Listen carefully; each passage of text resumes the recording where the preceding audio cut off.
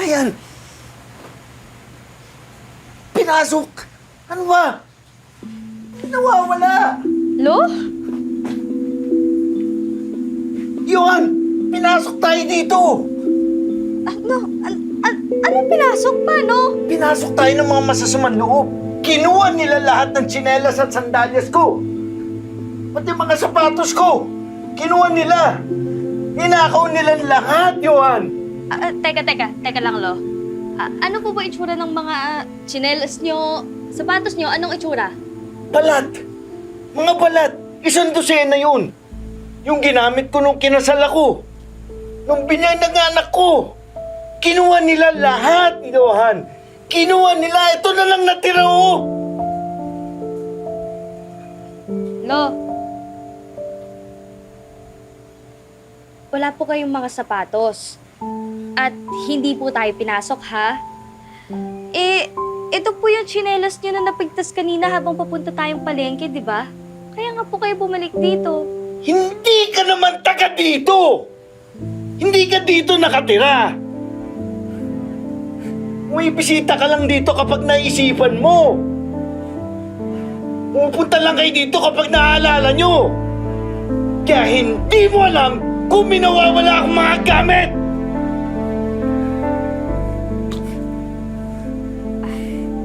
Lo? Huwag na po kayong magalit. Ganito, tawag po ako sa mga polis para i-report po yung nagnakaw ng mga sapatos nyo, ha?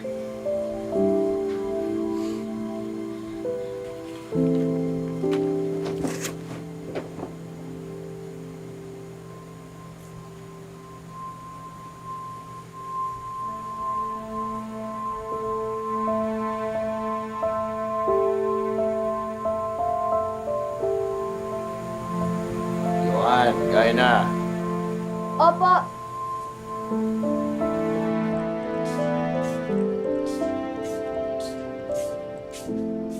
Nakausap ko po si Dr. Ruiz. Bakit hindi niyo po sinabi sa amin na may diagnosis pala kayo?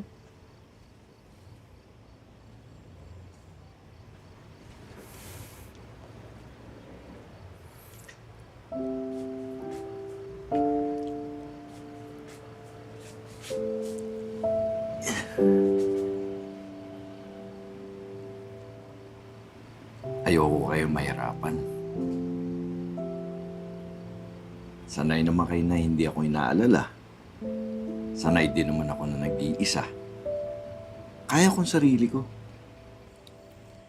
Lo, pamilya po tayo. Simula po nung pinapasok niyo po ako sa buhay niyo, pamilya na tayo. Alam ko, pero ayoko pumasok sa buhay niyo para maging pabigat lang. Hindi ka po magiging pabigat. Paano kung lumala yung sakit ko? Paano kung dumami yung mga episodes ko? Magsasawa din kayo sa akin. Lo, hindi ko naman po kayang isipin na iiwan namin kayo dito ng mag-isa at yun yung huling alaala ninyo. Lo, pagbalik po ni Mama, sumama na po kayo sa amin. Doon na po kayo sa amin tumira. Lolo Santi, yung mga natitirang araw nyo, punuin po natin ng masasayang alaala. Kahit tuluyan na ako makalimot. Maski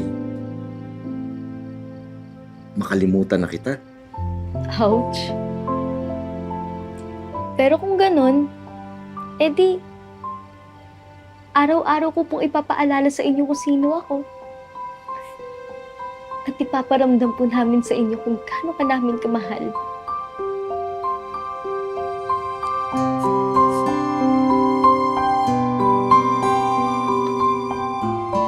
Lo, nalala niyo pa ba to? Ito yung unang Pasko ko dito. Nagalit ka pa nga nun kasi nag-decorate ako tapos ayaw na naman pala sa Pasko. Naalala ko yan. Yan yung pumunta ka rito para guluhin ang buhay ko. Di ka nga natakot sa mga sabi-sabi ng mga tao na aswang ako. Oo eh. Ginano ko ba talaga buhay mo? Medyo. Lucio, Baka nga ako pa bumuo ng buhay mo eh. Ito naman yung summer na gumawa ako ng sa malamig. Sarap na sarap ka nga eh. Dami mo kayang nainom nun, muntik maubos. Ito naman yung minikapan kita habang tulog ka. Salpay kang bata ka. Ay, Johan, alam mo ba yung mga araw na nandito ka? Ang pinakamasayang panahon sa buhay ko. Kung pwede lang mamili ng mga memorya na hindi malilimutan. Yun at yun ang pipiliin ko.